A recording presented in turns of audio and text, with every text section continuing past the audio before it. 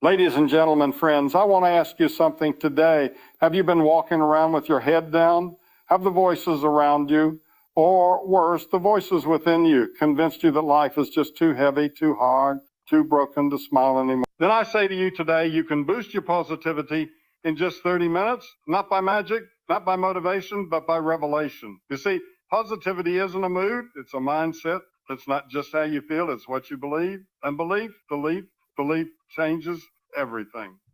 As a man thinketh in his heart, so is he. That's not psychology, that's truth. And truth is what sets us free. One, the power of decision. The first step to boosting your positivity is a decision. Not tomorrow, not next week. Now, you must decide that you're no longer going to live under the cloud of despair, that you're not going to rehearse every disappointment, that you're not going to serve a sentence in the prison of your past. Choose life, choose light, choose joy. To gratitude shifts atmosphere, the second step is gratitude. Not when you get what you want, but right now. Start counting blessings and not burdens, and start thanking, not complaining. There's a power in thanksgiving that breaks chains. Chains of depression, chains of fear, chains of bitterness. You can't curse the dark and bless the day in the same breath. Gratitude opens the heavens. 3, speak life, not death. Your words have weight. You can't talk yourself into defeat and expect to walk in victory. Stop saying, I'm tired, I'm done, I'm broke. No, start speaking life. I'm strong, I'm rising, I'm not finished yet. If your tongue can tear you down, it can build you up. Speak as if every word plants a seed, because it does. 4, silence the noise, the next step. Shut the world off for a moment.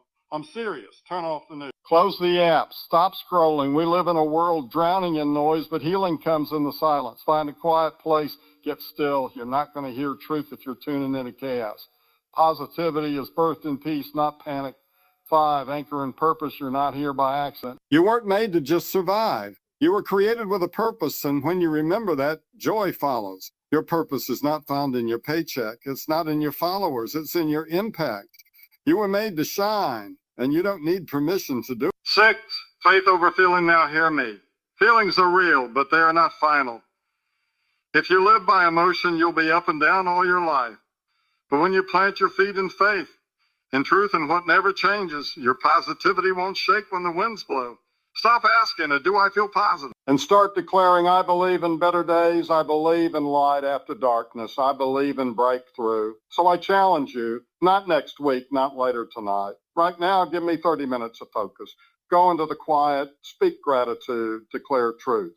Remind yourself who you are and whose you are, and you'll see it doesn't take a lifetime to change your life. It only takes 30 minutes and a choice. You wake up and the weight is already there, pressing against your chest before your feet hit the floor. Voices of doubt whispering like shadows in the corners of your mind saying nothing will change, nothing will change, nothing will move, nothing will shift. And yet somewhere deep within your spirit, a whisper rises up louder than the noise, not a shout, but a holy defiance, a spark that says you do not have to stay stuck. You do not have to keep walking in circles, because change doesn't begin when things get easier. It begins the moment you decide to say enough is enough. It is the decision that breaks the cycle, the decision that says I will not be defined by my failures. I will not be trapped by what was said to me or what was done to me. I will not keep dragging yesterday into today and calling it destiny. I was made for more, built for breakthrough, born for light, and I refuse to stay bowed under the weight of lies that were never mine to carry, because the power to stand is already within me, and I just needed to say yes to it. And when that yes rises, even trembling, even weak, even whispering, it still holds the authority to turn the tide, because heaven doesn't respond to strength, it responds to surrender. And when you choose to believe that your next chapter is not a repeat of your last, when you decide that peace is possible, that joy is reachable, that freedom is yours to claim, suddenly the chains that felt eternal begin to rattle loose, and the fog that hung over your thoughts begins to lift like morning mist breaking under a relentless sun. You don't need all the answers to make the decision. You don't need to feel ready or perfect or confident. You just need to lean in and say, I may not see the whole road, but I choose to take the step. I choose to turn my face toward the light. I choose to walk like the battle is already won. Because faith is not the absence of fear, but the refusal to bow to it, and decision is the flame that lights the path when the map is still unclear. There's a war that happens every day, not on your job, not in your relationships, not on the outside, but right here, in the battlefield of your mind, and the one who wins is not the loudest voice, but the most consistent choice. And you have to get stubborn about your joy, fierce about your future, the unapologetic about your rising, because no one else can make the decision for you. No one else can say yes for you. No one else can pick up your hope and carry it like a banner into the unknown. And I know it's easier to wait for permission, to wait until you feel strong, to wait until things get better. But listen, the better comes after the decision, not before. The strength rises after the step, not before. The healing flows after the surrender, not before. And you can't keep waiting for what you were born to initiate, because you were not made to live reactive. You were made to live decisive, to say, this is the day I change my story. This is the hour I walk different. This is the moment I stop giving my power away. So don't let another morning pass you by in silence. Don't let another opportunity get buried under hesitation. Don't let fear keep writing chapters in a book that belongs to hope. Because the power of decision is not just about changing direction, it's about declaring war on passivity. It's about saying, I refuse to be a victim of delay. I refuse to let time steal what I was meant to build. I refuse to sit in the ashes when I was born to rise. And so I say to you, right here, right now, don't just think about it. Don't just dream about it. Don't just pray about it. Decide, because when you decide, mountains move, chains break, silence turns into song, and the future begins not with applause or certainty or perfection, but with one defiant, faith-filled, heaven-backed, unstoppable decision. You can be standing in the same place, breathing the same air, facing the same storm, and yet something begins to shift, not because the world changed, but because you did, because gratitude doesn't wait for perfect conditions or sunny skies or easy days. It shows up in the middle of the mess. It lifts up trembling hands when nothing makes sense. It whispers thank you through tears, and that whisper becomes a war cry, because when you give thanks in the dark, you're declaring that the darkness doesn't win. You see, gratitude isn't a mood. It's a weapon. It's not passive. It's not soft. It's not a cute little moment on your way to something bigger. It is the shift. It is the miracle. It is the thunder that breaks open the sky of your situation. Because when you stop cursing what you lost and start blessing what remains, when you stop magnifying the pain and start magnifying the promise, everything around you begins to obey the atmosphere inside you. And we've been told to wait until we feel better, wait until it's fixed, wait until there's proof. But that's not how gratitude works, because gratitude doesn't follow the breakthrough, it creates it. Gratitude doesn't respond to life. Gratitude is what builds altars in the wilderness and says, even here, even now, I still believe, I still see grace, I still find breath in my lungs and fire in my bones and mercy in the morning. So you walk into the same house, the same job, the same life, but with a different spirit, because you've decided to thank God not just for what he's done, but for who he is, not just for the doors he's opened, but the ones he's closed, not just for the prayers answered, but for the ones that stretched your soul while you waited. And the moment you do that, the weight lifts, the air clears, the atmosphere bends toward glory. You may not realize it yet, but complaining is a chain, and comparison is a thief, and bitterness is a poison you drink, hoping someone else will suffer. But gratitude is the key that unlocks the prison you didn't even know you were in. And all at once, your perspective changes, your tone changes, your posture changes, because when you look up instead of around, when you give thanks instead of giving up, the room shifts, your heart softens, and heaven draws near. And the enemy hates it because he can handle your frustration. He can feed off your fear. But he doesn't know what to do with someone who gives thanks while the storm is still raging. Someone who blesses the Lord when the bank account is empty and the diagnosis is unclear and the nights are long. Because gratitude is your rebellion against the darkness, your anthem in the valley, your declaration that even here, God is still good. So start with one thing, just one. Maybe it's breath, maybe it's grace, maybe it's the fact that you woke up this morning and the sun still rose and your heart still beat and somehow mercy followed you into this day. And as you begin to name them, those little sacred things, you'll see how the room begins to feel different, how your soul begins to rise again, how what felt suffocating becomes sacred, not because the battle is gone, but because gratitude gave you back your vision. And I tell you, when you choose gratitude, not once, not occasionally, but as a way of life, as a rhythm in your spirit, as a daily declaration, You won't just survive, you'll rise, you'll shine, you'll overflow, because gratitude doesn't wait for a reason. Gratitude becomes the reason. And when that kind of heart enters a room, the atmosphere boils, the heavens open, and miracles become possible. You don't realize it, but every word that leaves your lips builds something, either a home for healing or a shelter for sorrow, either a ladder toward the light or a trapdoor into the pit. And if you've been living surrounded by chaos, defeat, and despair, maybe it's time to check not just what's happening to you, but what's been flowing from you, because your mouth is not just an outlet for opinion, it's an instrument of creation. And life and death are not just events or seasons or fate. They are choices carried on the sound waves of your speech. We've been taught to describe our pain, to analyze our problems, to repeat our fears like mantras, but we were never made to just echo what is. We were made to declare what can be, and if you keep speaking defeat over your day, over your children, over your calling, don't be surprised when the ground starts cracking under the weight of your own words, because what you say in the silence becomes the script you follow in the storm. And yes, the struggle is real. Yes, the wounds are deep. Yes, the disappointment is heavy. But if you keep naming yourself by your worst day, if you keep rehearsing the betrayal, the fail, the fear, if you keep calling yourself broken, lost, unworthy, finished, you are writing death into a story that was always meant to end in resurrection, because what you speak shapes what you see, and what you see shapes how you live. There's a reason the first act of the Creator was to speak, not to build, not to fight, not to explain, but to speak. And light burst into existence, and if you are made in that image, then your words carry that same authority to light up darkness or deepen it, to call things out of chaos or add confusion, to release blessing or bind up bitterness. And it's time we stop cursing our future just because we're frustrated in the present. So speak life, speak it when it feels fake, speak it when it feels foolish, speak it through your teeth with tears in your eyes and shaking in your voice, because speaking life isn't denying the struggle. It's defying it. It's saying this may be hard, but it won't have the final word. This may hurt, but healing is still coming. This may look like a tomb, but I'm speaking resurrection anyway, because I will not let my mouth become a grave. And I know what it's like to feel silenced by shame, muzzled by fear, paralyzed by the fear of sounding ridiculous. But the truth is, your freedom may be waiting on the other side of the word. You've been too afraid to speak, and you don't have to shout it. You don't have to be poetic. You just have to be bold enough to say something different, something holy, something that breaks the rhythm of regret and releases the rhythm of revival. So bless your body, even if it's broken. Bless your mind, even if it's messy. Bless your future, even if it feels far off.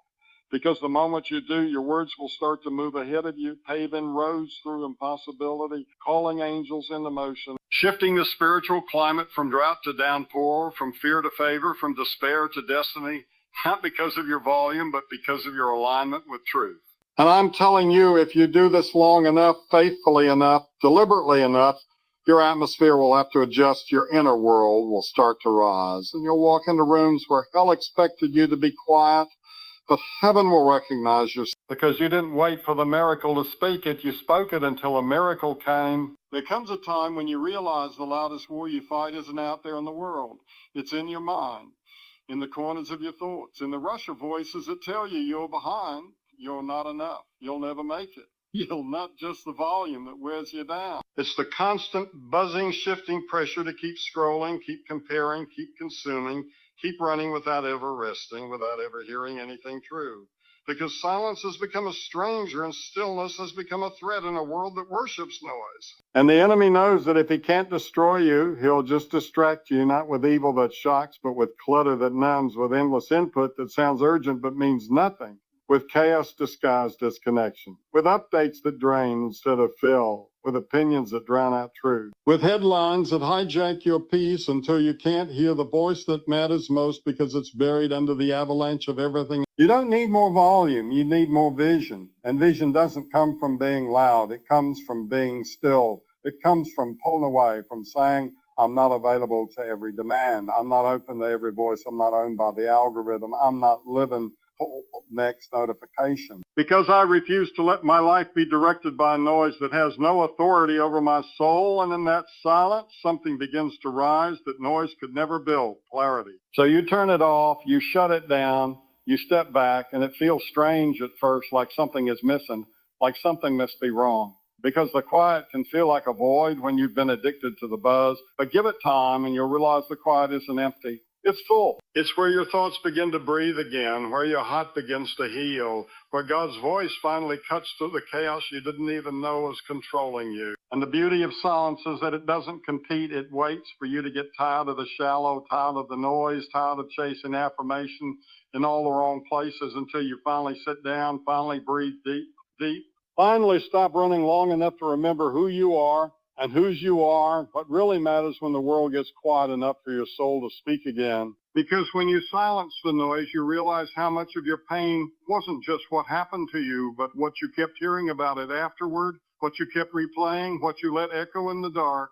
And silence becomes the sanctuary where lies die, where shame loses its script. Where peace isn't just a concept, but a presence that wraps around you like still water and holy fire at the same time. And maybe that's why the wilderness was always where the prophets were called. Maybe that's why the voice didn't thunder from a stage, but whispered in a cave. Maybe that's why Jesus withdrew often. Because you can't carry light for others if you don't protect the oil, and oil only flows in silence. And power is born in stillness, and if you're always connected, you're never centered, and if you're always answering, you're never here. So silence the noise, not once, not just for a weekend, but as a rhythm of resistance, as a discipline of war, as a way of saying, I don't live at the mercy of this world's chaos. I don't need the loud to feel alive. Because the voice I'm listening for is still and small, but mighty enough to shake stars and raise the dead. And when that voice speaks, every other voice must. There will be days when the wind won't stop blowing, when the waves rise higher than your courage, when everything you thought was steady begins to shake. And in those moments, you don't need more speed or more strength or more hustle. You need an anchor, not a feeling, not a trend, not a flash of motivation, but something deeper, something eternal, something planted in the ground of who you are and why you're here. Because if you don't know your purpose, you'll drift with every current, chasing every wave, reacting to every storm, living exhausted from trying to hold yourself together without anything holding you. And I'm not talking about goals or dreams or titles or applause. I'm talking about the fire inside that doesn't go out when people stop clapping, the conviction that keeps rising, even after every plan falls apart, the assignment that heaven put in your bones before you even had a name. Because purpose isn't something you choose, it's something you uncover. And when you find it, you don't have to force fruit because rooted things grow even in drought. And it's easy to confuse busy with meaningful, to confuse applause with affirmation. But when you're anchored in purpose, you stop chasing validation from voices that never understood your vision. You stop shrinking to fit spaces you were never called to survive in. And you start standing even when the winds say run. You start enduring even when the world says quit.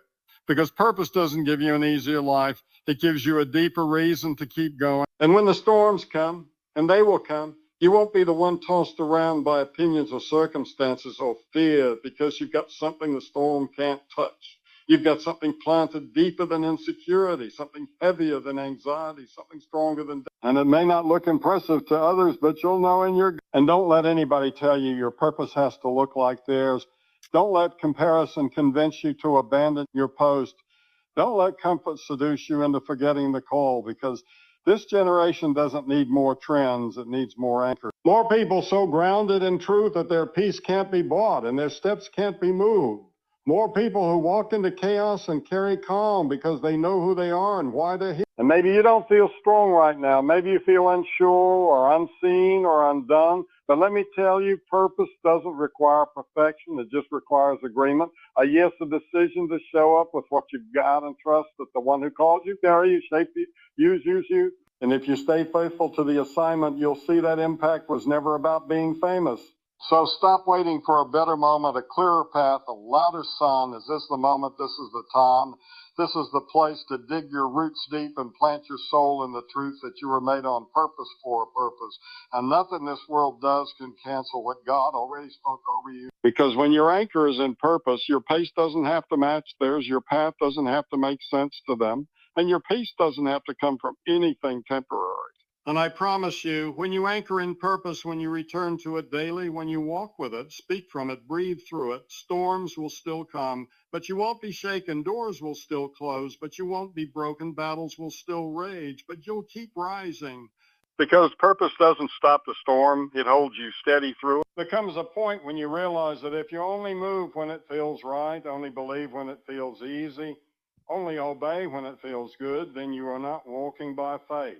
You're walking by emotion, and emotions may be real, but they're not always true. They shift like shadows. They break like waves. They rise and fall based on what you see or don't see, what you hear or don't hear. And if you build your life on them, you'll keep riding highs and crashing lows. Never grounded, never steady, never secure, but faith. Real faith isn't about how you... It's about what you... And feelings will tell you you're not strong enough, not loved enough, not ready, not worthy, not chosen. But faith says I'm not moved by how I feel. I'm moved by what he said. I'm not following the wind of my emotions. I'm following the word that does not change. Because if Jesus had trusted his feelings in Gethsemane, if he had followed his pain instead of his purpose, if he had chosen comfort over the cross, we wouldn't be standing here at all. So don't you dare let a heavy moment convince you to abandon a holy... You will feel tired, you will feel overlooked, you will feel discouraged, you will feel forgotten, you will feel like quitting, but faith gets up anyway. Faith shows up anyway.